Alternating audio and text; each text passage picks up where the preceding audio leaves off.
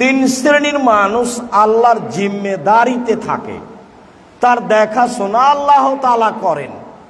তিন শ্রেণীর মানুষ আল্লাহর জিম্মেদারিতে থাকে, তার দেখাশোনা আল্লাহ তাআলা করেন।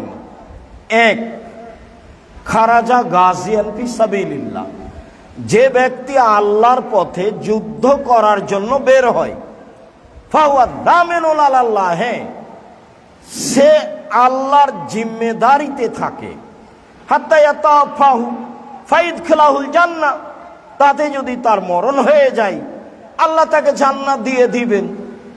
বের হয়েছে আল্লাহর পথে, মরণ হয়ে গেলে ও জান্নাতে যাবে, এই কথা আল্লাহ রাসূল বলেন।